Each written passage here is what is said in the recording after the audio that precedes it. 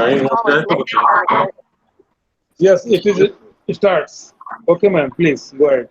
Good evening, everyone. मैं SN Sen बालिका degree college, SS college Shahjahanpur और एसआरबीएस की तरफ से आप सभी लोगों को वेलकम करती हूँ।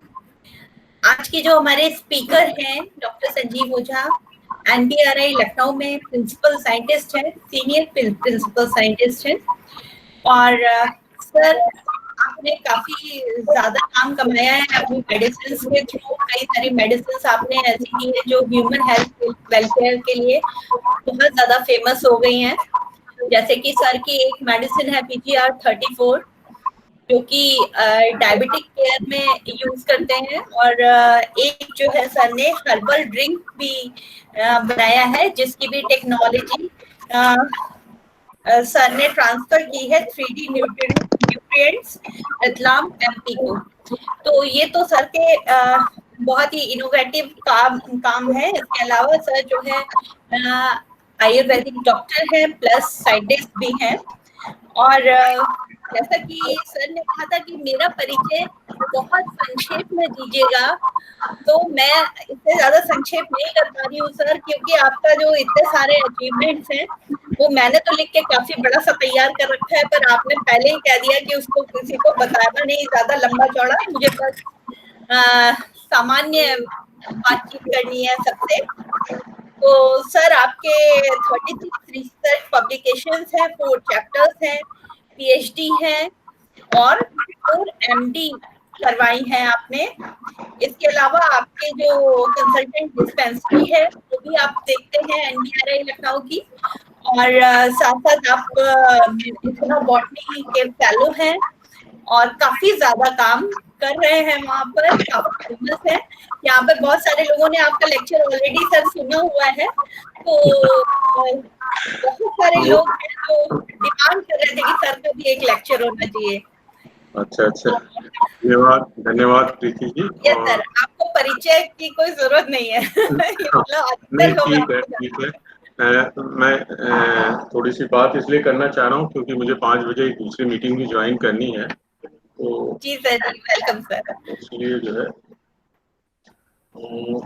1 मिनट जल्दी आओ क्या है ये। प्रीति जी, सर को दोबारा प्रेजेंटेशन अपना ऑन करना होगा, क्योंकि किसी ने बीच में अपना ऑन कर दिया तो उनका वो रिज्यूम करना होगा उनको प्रेजेंटेशन अपना। अरे भैया, इस क्वेश्चन बस ये लगा लो तुम पहले। सर आप दोबारा से अपना प्रेजेंटेशन ऑन करें और प्लीज अपना मास्क हटा दें।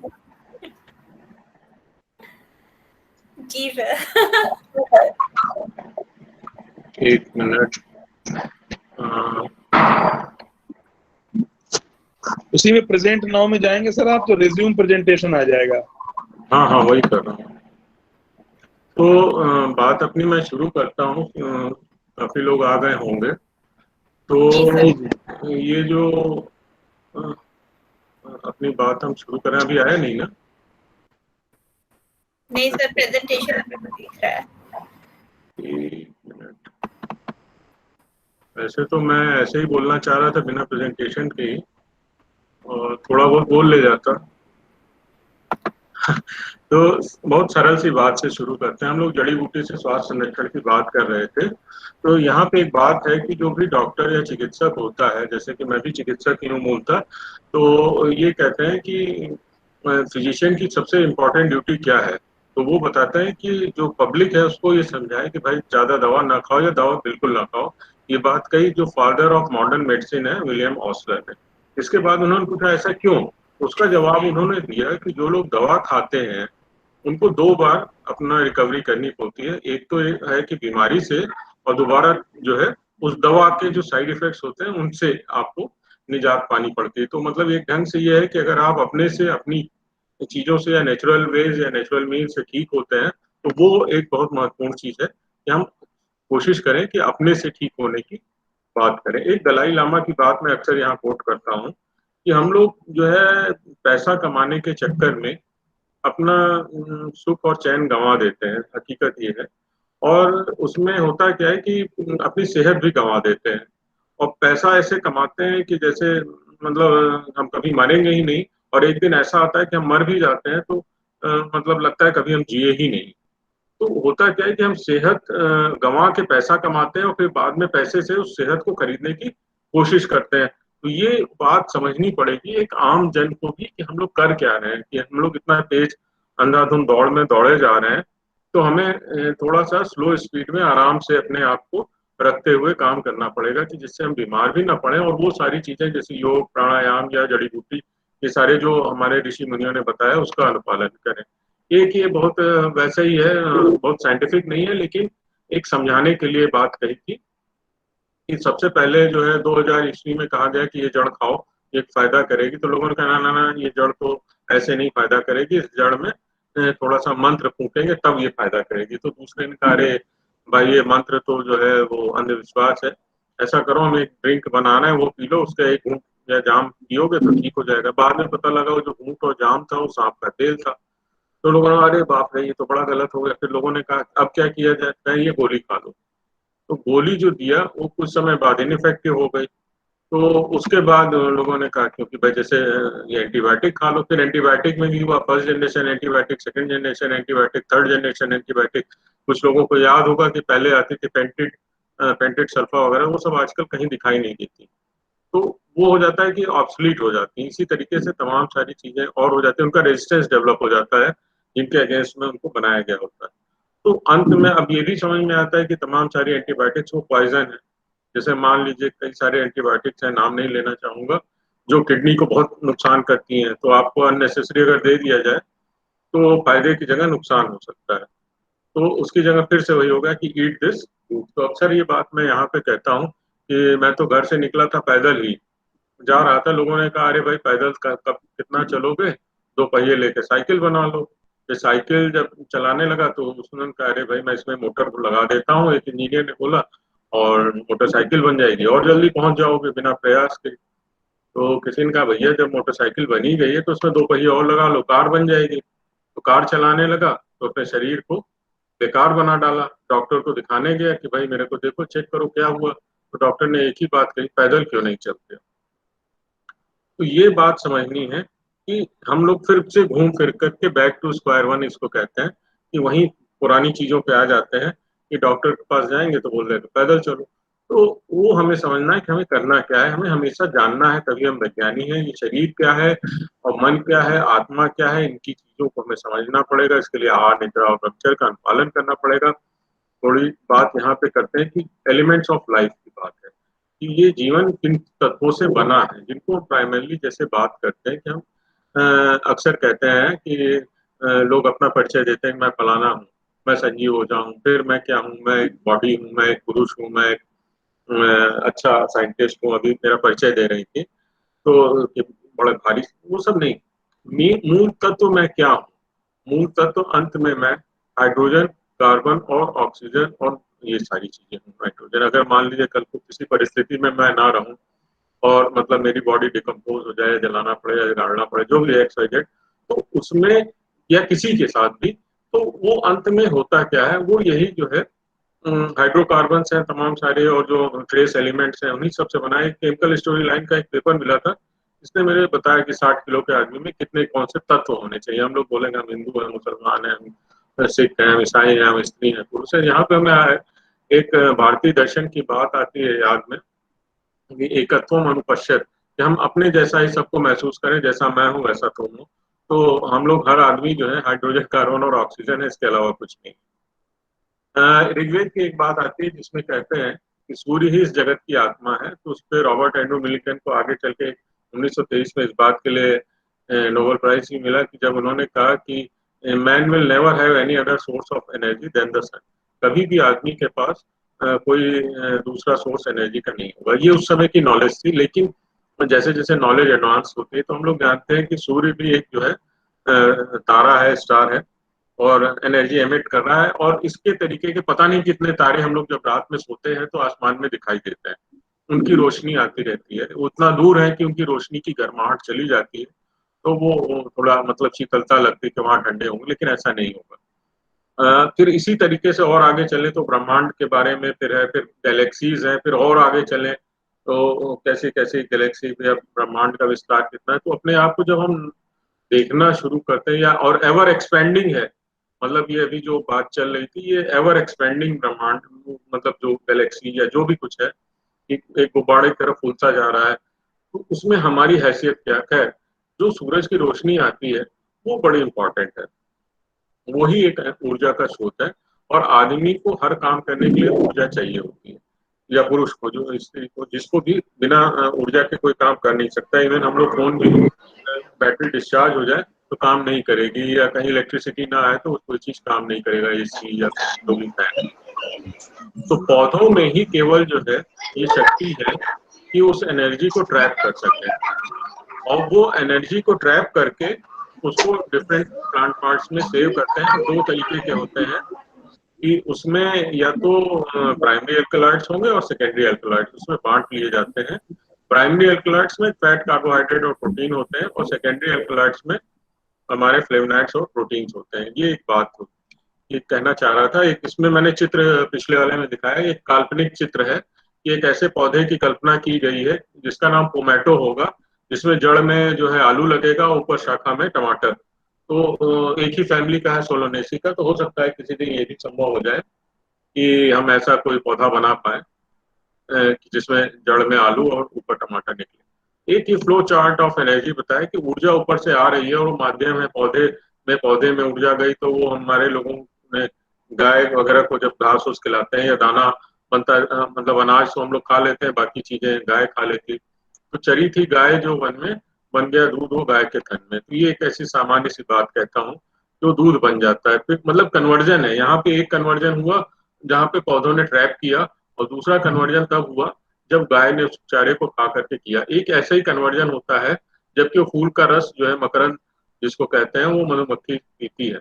तो यहाँ पे ये दोनों बात इशारा करने के लिए मैंने किया कि हमारे आयुर्वेद में जो हमारी व्यवस्था है उसमें गाय के दूध और शहद को भी बहुत इंपॉर्टेंस माना गया। तमाम सारी दवाओं के साथ में बोला गया कि हम उसको व्हीकल के रूप में, इसको दूध के साथ लें, इसको शहद के साथ लें, इसको पानी के साथ लें, तो वो एक काम करता है। तो फिर ऐसे मीडियम चेंज हो जाते हैं। दूध आता है, दूध से दही बनती है, दही से मक्खन बना, मक्खन से घी बना, उससे हम लोग दिया भी जला लेते हैं। और सबको, आप सबको बधाई भी देना चाहता हूँ। आज राम जन्मभूमि पे जो पूजन हुआ, हम लोग 20-20 में इनको देख पाने में सक्षम हो पा रहे हैं। कोई आज तक कभी ऐसा हुआ नहीं था कि मतलब कहीं से कमी रही हो, मतलब ना बीमारी में कमी आई और ना ये, मतलब हमारे लोगों की खुशियों में कि भगवान राम का मंदिर हुआ। तो इसके लिए मैं आप सबको बधाई देता हूँ। और एक ये बात करना चाह रहा हूँ कि ये जो सॉइल की बात मैं कर रहा था, अभी उस दिन भी बात कुछ कर रहा था पहले लेक्चर में मिश्रा जी के, कि हम लोगों के शरीर में जो न्यूट्रिशन की कमी आ जाती है, वो उसकी बात करना चाह रहा था कि हम लोगों के सॉइल जो है वो जब डेफिशिएंट होते हैं तो प्लांट में भी वो डेफिशिएंसी रिफ्लेक्ट होती है, जो 18 न्यूट्रिएंट्स हैं उनके बारे में। तो वो जो डेफिशिएंसी है वो फिर बॉडी में कैरी फॉरवर्ड होती है। और यही चीज ऐसे ही है कि उसका जो हम चारा गाय वगैरह को देते हैं तो उनके दूध में भी वो डेफिशिएंसी हम कहते हैं, फिर हमें वो दूध भी नहीं लग रहा है, ये सारी बात करते हैं। और एक बात और इसके आगे कहता हूँ कि हम लोग जैसे कि अक्सर देखते हैं कि दो तरीके के लोग मिल रहे हैं, जो ज्यादा खा रहे होते हैं, जो कम खा रहे होते हैं। तो ये भी कई तरीके की इसमें बीमारियां भी होती हैं, जो ओवर ईटिंग कर रहे हैं या लेस ईटिंग कर रहे हैं। कम खाने वालों में एनीमिया और डायरिया, डिहाइड्रेशन, अपॉर्चुनिस्टिक इन्फेक्शन होते हैं। ज्यादा जो खा के मोटे हो जाते हैं उनमें मेटाबॉलिक डिसऑर्डर, डायबिटीज, ओबेसिटी, ये सारी चीजें होती हैं। तो ये आप देख सकते हैं कि तमाम कितने मोटे लोग हो जाते हैं, तो वो बड़ा दिक्कत हो जाती है उनको कंट्रोल कर पाना। तो उसमें है कि समझाना पड़ता है, भाई कुछ दिन व्रत कर लो, कुछ और तरीका कर लो। एक्चुअली इसमें पेट में ऐसी चीज हमें डालनी होती है कि जो लो कैलोरी की हो और स्पेस ऑक्यूपाई कर ले, पेट भरा हुआ रहे। जैसे ब्रेन के सैटाइटी सेंटर और हंगर सेंटर, ये दोनों होते हैं ब्रेन में, आपको पता होगा। तो हंगर सेंटर जो है वो स्टिमुलेट ना हो, वो सैटाइटी सेंटर ये बताता रहे कि आपका पेट भरा हुआ है, वो सिग्नल आता रहे, तो आप ज्यादा ओवर ईटिंग नहीं करें। तो इसके लिए आगे चाणक्य जी ने बताया बैलेंस डाइट की बात, वहां पे बताया कि हम कितना चावल खाएं, कितना दाल लें, कितना नमक लें।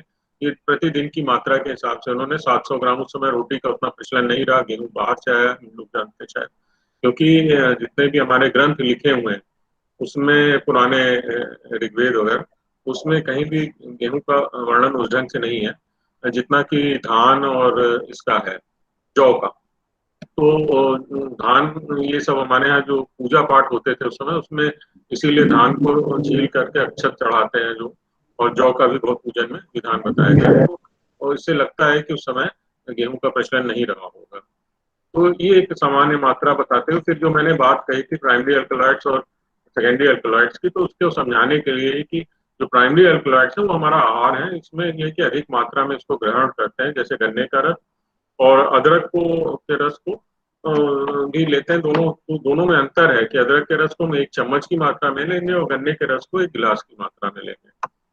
तो यहाँ पे ये समझने वाली बात ये है कि क्या हम अदरक का रस 1 गिलास पी सकते हैं या गन्ने का रस 1 चम्मच पी सकते हैं, ये जब प्रश्न पूछते हैं तो होता है नहीं। क्यों? क्योंकि हमारा जो पेट भरने का उद्देश्य है वो गन्ने के रस से होगा, और जो जड़ी बूटी या औषधि प्रयोग के हिसाब से उसको हम 1 गिलास नहीं पी सकते, वो हमारा 1 चम्मच में ही काफी हमारा काम चल जाएगा। तो ये एक हुआ। अब यहाँ पे आगे आती है आयुर्वेद की बात कि अगर पीना ही है तो हम उसको कॉम्बिनेशन बनाएं, गन्ने के रस में 1 गिलास रस में 1 चम्मच अदरक का रस मिला दें तो वो ठीक हो जाएगा।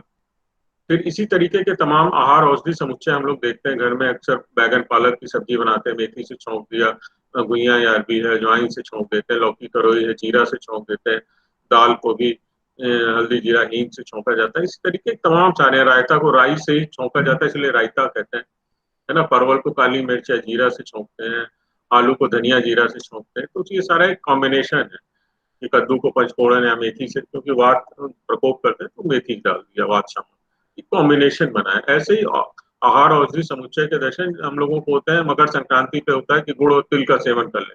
वैसे बच्चा होने के बाद भी एक दिखता है कि हल्दी और सौंठ और मेवे का लक्षण वो लड्डू बना लें, तो इसमें होता है कि आटा बेस हो जाता है, बाकी चीजें औषधि मिला करके और टॉनिक बना करके, ये जैसे आजकल के तमाम सारे न्यूट्रास्यूटिकल सब्सटेंसेस आने लगे, तो हम लोगों का ट्रेडिशनल न्यूट्रास्यूटिकल सब्सटेंस हुआ। जड़ी बूटी की बात आती है तो जड़ माने जो अंडरग्राउंड पार्ट है, बूटी माने जो ऊपर है। अक्सर मैं जब थोड़ा समय रहता है तो उसको और एलिब्रेट भी करता हूँ, एक पत्ता पत्ता बूटा बूटा हाल हमारा जाने।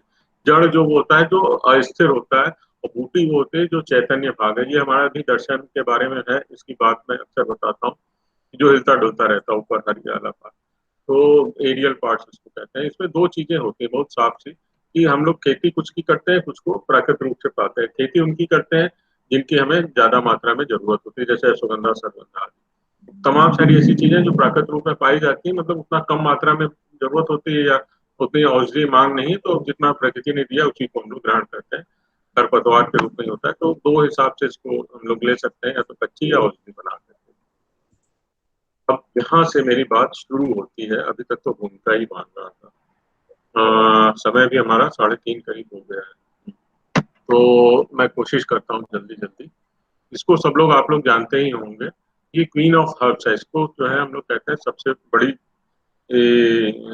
हमारे यहाँ की जड़ी बूटी है। अक्सर इसके बारे में मैं सबको बोलता हूँ। तुलसी इसका नाम है, और इसको हमारे ऋषि मुनियों ने आंगन में स्थापित किया। मैं तुलसी तेरे आंगन की गाना भी आया, पिक्चर भी आई। वास्तव में है क्या चक्कर, वो समझना है। इतना इम्पोर्टेंट, इमेंस इम्पोर्टेंट का पौधा था, आंगन में क्यों लगाया? क्योंकि चारों ओर से घिरा रहेगा, एक बाउंड्री के अंदर है ना, कोई जानवर अंदर सीधे अटैक नहीं करेगा, नुकसान नहीं पहुंचाएगा, और थोड़ा ऊंचा करके लगाने का था कि किसी के पैर से इसको ठोकर नहीं लगेगी और वो नहीं होगा, नुकसान नहीं। इसमें आस्था क्रिएट की गई कि कोई इसको डैमेज ना करे। और ये भी होता था, पुराने दादी और नानी वगैरह बताते हैं, जाके तुलसी जी से पत्ते मांग ले आओ, है ना। तोड़ने वाली बात नहीं आती। तो हम लोग कहते हैं भाई हमें थोड़ा सा आरोग्य प्रदान करने के लिए जो है तुलसी दे दे। तो एक आध मंत्र है, महाप्रसाद जननी सर सौभाग्यवर्णी आदि व्याधि जरा मुक्तम तुलसी तोम नमोस्तुते, ऐसा पढ़ करके उनसे पत्ती मांग लेते थे। तो ये जो तुलसी हम लोग मांगने की बात करते हैं, हमारे यहाँ कार्तिक के महीना अभी आएगा नवंबर में, तो उसमें होता क्या है कि तुलसी जी को हम लोग, डेडिकेटेड है वो महीना कि उसमें दिया जलाते हैं और उनकी सेवा करते हैं। अक्सर होता है जाड़े में तुलसी जो है डैमेज हो जाती है, तो एक ये है कि उनको थोड़ा ताप मिलता रहे और कपड़ा उड़ा देते हैं, कहते हैं, तो जिससे कि ओस से बची रहे। ये सारी चीजें जो उसमें डाली गई। और एक दिन होता है तुलसी विवाह किया जाता है शालिग्राम जी से। तो शालिग्राम जी भी चैतन्य प्रभु के वो हैं चिन्ह हैं, और बाकी ये इनको तो जीवित माना ही गया है। तो इनको घर की कन्या की तरह से सेवा की जाती है, और बाकायदा श्रृंगार करके जो है गांव में इसका बैंड बाजा और पूरा मतलब होता है कि कुछ लोग जो है शालिग्राम साइड से होते हैं, कुछ लोग तुलसी जी से, तो उसमें कई सारे तुलसी के पौधे लेकर के चलते हैं, और जिसके घर में तुलसी नहीं होता उसके दरवाजे पे या उसके आंगन में उनकी स्थापना करते हुए तब चलते हैं। इसका पर उद्देश्य केवल इतना था कि हर घर में तुलसी पहुंच जाए।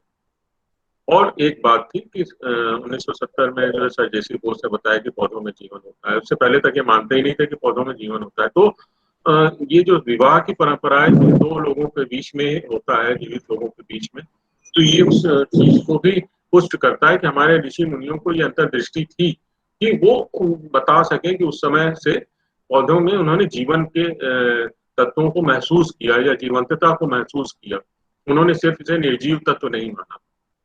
इसको एलेक्सर ऑफ लाइफ भी कहते हैं। इसके अंदर एक यूजिनॉल नामक तत्व होता है, साथ ही कॉक्स-2 इनहिबिटर है जो दर्दों को शामक होता है, अक्सर ये स्ट्रेस को कम करता है। तो एडॉप्टोजेनिक एक्टिविटी है और एंटीऑक्सीडेंट एक्टिविटी, ये तमाम चीजें होती हैं। तो शब्द हैं लेकिन समझना पड़ेगा कि इसको कैसे स्ट्रेस को कम करता है। दो तीन तरीके की अक्सर हम लोगों को देखने को मिल जाती है। जो लाइट हल्के हरे से रंग की होती है उसको रामा कह देते हैं, थोड़ी जो सांवले से रंग की या पर्पलिश या ब्लूइश लिए होती है उसको जो है श्यामा तुलसी कह देते हैं। और एक वन तुलसी होती है बड़ी सी जो ऑसमम ग्रेटिसमम उसको कहते हैं। तो वो है ज्यादातर इसमें जो है ऑसमम सैंक्टम ही कहलाता है, लेकिन आजकल इसका नाम जो है बदल के ऑसमम टेंटुइफोलियम कर दिया गया है। तो यह सरल प्रयोग है, सर्दी जुकाम बुखार हो जाए तो पहली चीज यही मुंह से निकलती है कि तुलसी अदरक की चाय बना दो। तो उसका पर्पज यही था कि आप डॉक्टर के पास ना जाओ और आप जो है दवा वो लिखेगा, फीस लेगा, फिर आप दवा की दुकान जाओगे, फिर दवा वहां होगी, कोई कंपनी बना के रखेगी, फिर आप उससे दवा खरीद के लाओगे। तो जो पैसे का विनिमय था वो नहीं होना। तो उसको उन्होंने, क्योंकि हमारा जो पुराना बार्टर सिस्टम चलता था उसके अकॉर्डिंगली ही था कि पैसे का विनिमय होता ही नहीं था, लेन देन, है ना। उनको ऐसा लगता था पैसे के विनिमय में संबंध खराब हो जाते हैं। तो आपस में संबंध बना रहे और लोगों को हो रहे, तो एक ऐसा था कि भाई मैंने अपनी घर में आंगन में हमारे तुलसी। तो एक जगह पे ये भी है, आगे चल के भी आएगा, मैं नीम के बारे में भी बताऊंगा। जो लोग गांव के रहने वाले हैं वो इन्होंने महसूस किया होगा, गांव में जो मकान बनता था उसमें आंगन में अय्या रहती थी। अय्या माने दादी वगैरह, और दरवाजे पे बापा लोग बैठते थे, चारपाई वगैरह लगाते थे। तो वास्तव में ये हमारी माँ है या दादी है जिनको हम लोग उस लेवल पे सोचते हैं। तो वैसे ही है कि आंगन में जो तुलसी है वो अय्या है, और जो बाहर दरवाजे पे नीम है वो हमारे बाबा है। तो नीम बाबा का प्रतीक हो जाते हैं। ये सिंबोलिज्म है, इसको मैं इस तरीके से जोड़ के देखता हूँ कि हम लोग अपने किस तरीके से संबंधों को मजबूत रखते थे, और उस समय की चीज को आज भी अपनी इस दृष्टि से देखें तो पौधे अक्सर हमें गांव में देखने को मिल जाते हैं। नीम की बात आ ही गई तो इसका नाम रखा है अजाडिरेक्टिका इंडिका। फिर इसमें भी गौर करो, इंडिका लिखा है, इंडिका कार भी आती है। तो वो क्या हुआ, कहाँ से? इंडिका माने हिंद का। इसका फोनेटिक्स एंड लिंग्विस्टिक्स है इसमें, यहाँ पे ये पर्शियन वर्ड है आजाद दरख्तुल हिंद। हिंद शब्द जो आया वो वास्तव में सिंधु नदी की सभ्यता के अनुसार पे आया। सिंधु नदी की उसके उधर जितने रहते थे वो मतलब होने को तो सिंधु हुए, लेकिन जो पर्शियन इन्वेडर्स आए तो उन्होंने स नहीं उनसे बोला जाता था, स को ह बोलते थे। तो उसकी वजह से सिंधु से वो हिंदू हो गया।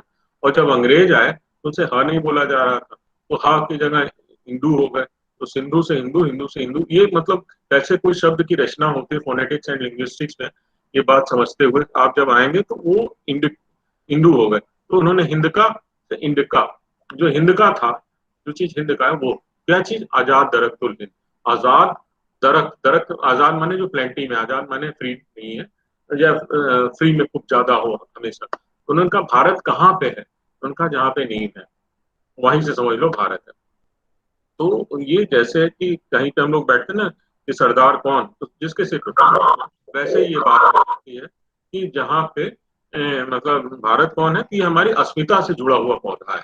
और जितने भी ऐसे पौधे हैं जो भारतीय ओरिजिन के होते हैं उनमें अक्सर बॉटनिकल नेम में इंडिका लगा होता है, जैसे मंजीफेरा इंडिका, मधुका इंडिका, सराका इंडिका। वो बताते हैं कि हमारे इंडियन ओरिजिन के पौधे हैं। तो ये एक बात कहते हुए आगे बात बढ़ाता हूँ। इसको नेचर्स ड्रग स्टोर कहा गया, village pharmacy, Panacea of all disease skin में ये करंट साइंस का एक पेपर था जिसमें पत्ती, बाग, फ्लावर, फ्रूट, तमाम चीजें सब इसमें इस्तेमाल होती हैं। कोई भी चीज ऐसी नहीं है कि जो न इस्तेमाल लायक हो, विभिन्न बीमारियों में इस्तेमाल होती है। आगे आते हैं। मैंने दो बात आपको बता दी, एक तो आंगन में हमारी आई भैया, आप समझ गए होंगे, और दरवाजे पे बाबा। अब रसोई में कौन? रसोई में किसकी बारी है ये देखते हैं। तो हमारे यहाँ एक चीज है ऐसी जो हम लोग जड़ी बूटी जो सुबह शाम आधा चम्मच रोज खाते हैं, हमारे ऋषि मुनि ने उसको खाने में आहार में डाल दिया। वो कौन सी थी? वो हल्दी। हल्दी खाओगे तो हेल्दी रहोगे, ये ऐसा मानना है। क्यों? क्योंकि इसमें जो तत्व पाए जाते हैं उससे तमाम सारी बीमारियां नहीं होती, जैसे कि ये एंटीसेप्टिक है, कट बर्न्स में होता है, फ्रेश ब्लीडिंग में भी इसका इस्तेमाल करते हैं। तो ये सारी चीजों को ध्यान में रखते हुए इसमें हल्दी का इस्तेमाल हम लोग तमाम सारी बीमारियों में करते हैं। कुरकुमिन नामक तत्व आता है, इसका जो कुरकुमा लौंगा का नाम दिया गया, तो कुरकुमा शब्द भी संस्कृत के कुमकुम से आया है। तो हल्दी को उसी को कहते थे। अभी हम लोगों के यहाँ हल्दी का प्रयोग जो है अक्सर विवाह में किया जाता था। तो उसमें होता यह है कि दो शरीर मिलकर एक होंगे तो एक दूसरे के इन्फेक्शन ना हो। तो ये होता था कि पूरे हल्दी और तमाम सारे तत्वों का लेप करके उसको डिसइंफेक्ट किया जाता था बॉडी को, और साथ ही त्वचा में निखार आने के लिए। तो यही एक ऐसी जड़ी बूटी भी है, बहुत महत्वपूर्ण है, जो कि इंटरनल यूज भी है, एक्सटर्नल यूज भी है, और मेडिसिनल यूज भी है, और कॉस्मेटिकल यूज भी है। तो ये बहुत इंपॉर्टेंट औषधि है। तमाम सारी चीजों में एक ये लोकल प्रयोग है, हल्दी की बुकनी बनाकर हम लोग इसका इस्तेमाल कर सकते हैं। ये मेरे घरेलू फार्मूला है, मेरी माँ अक्सर मुझे बना के खिलाती है। जब मैं यहाँ से जाता हूँ तो मेरे को भूख लगती है, तो घी और बुकनी, रोटी और चाय ऐसे करके दे देती है, मैं खा लेता हूँ। तो आज भी मतलब मैं इस बात को भूलता नहीं हूँ, उनके प्यार को। तो खैर, ये शादी ही एक ऐसा जख्म है जिसमें चोट से पहले हल्दी लगती है, एक मजाक के रूप में दिखाते हैं। तो यहाँ बहुत इंपॉर्टेंट औषधि आगे आती है, अश्वगंधा इसको कहते हैं। अश्वगंधा में क्या है कि एक जड़ी बूटी ऐसी होती है जिसकी जड़ में घोड़े के मूत्र जैसी स्मेल होती है। तो अश्व कहते हैं जो ताकत का प्रतीक है। तो हॉर्स पावर के बाद में आकर के हुआ।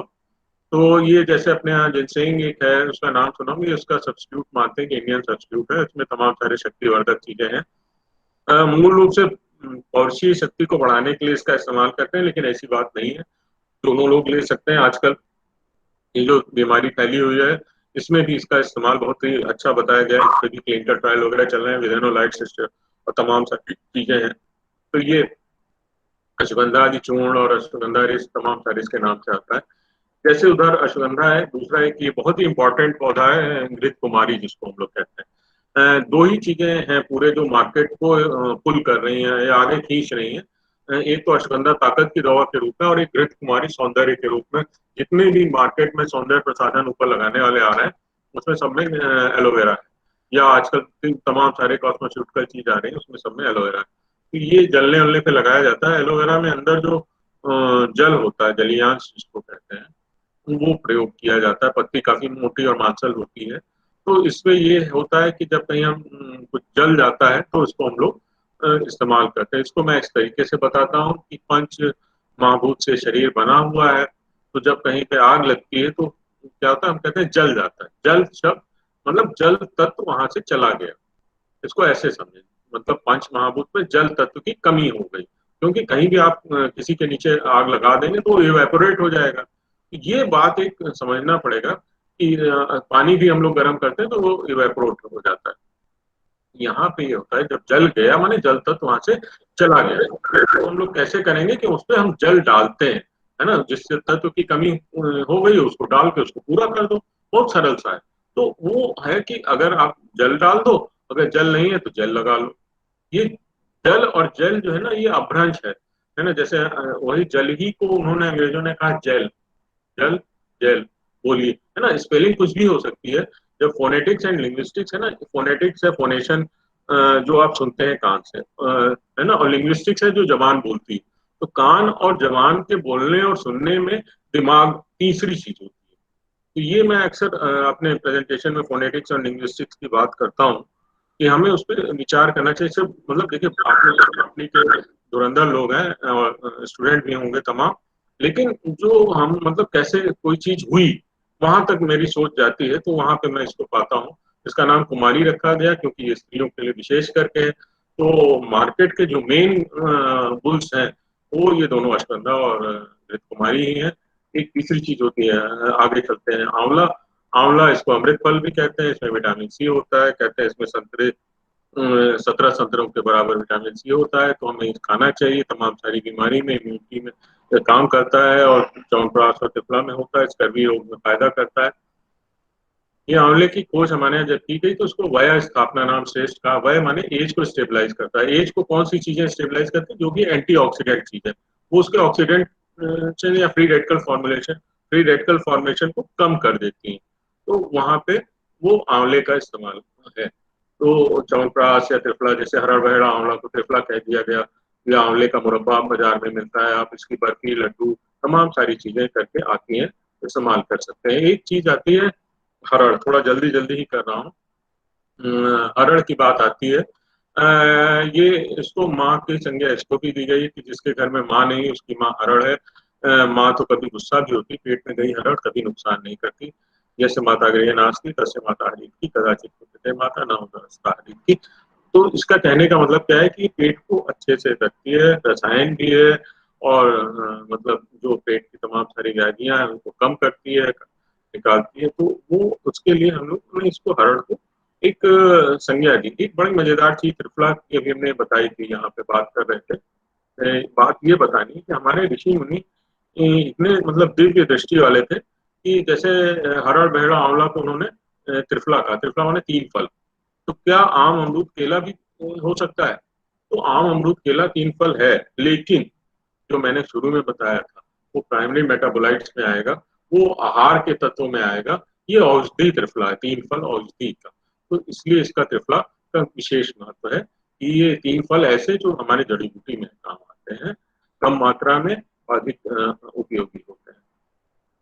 तरह तरीके से हरड़ को खाने का उपयोग बताया गया है कि चबा के कैसे खाएं, पीस के कैसे खाएं, घी में भून के खाएं, सेंधा नमक शक्कर के साथ, ऋतु हरित की किस ऋतु में किस चीज के साथ खाएं, मतलब इतना बारीकी से बताया गया है कि मैं बता नहीं सकता। एक आगे आता है शतावर की बात आती है, एस्पेरेगस रेसिमोसस, इसकी जड़ शतावर, शत मतलब जिसको 100 जड़ें हों उसको लोग शतवरी, है ना, शतावरी। तो इसमें क्या होता है कि जो गैलेक्टोगॉग होता है, ये मतलब जो माँ जिनको दूध नहीं उतरता बच्चा होने के बाद में, अक्सर उनको शतावरी का कल्प या शतावरी को पीस करके दूध के साथ में पिलाया जाता है। इसके साथ में क्या होता है, जैसे शकरकंद जैसी पतली पतली जड़ें होती हैं।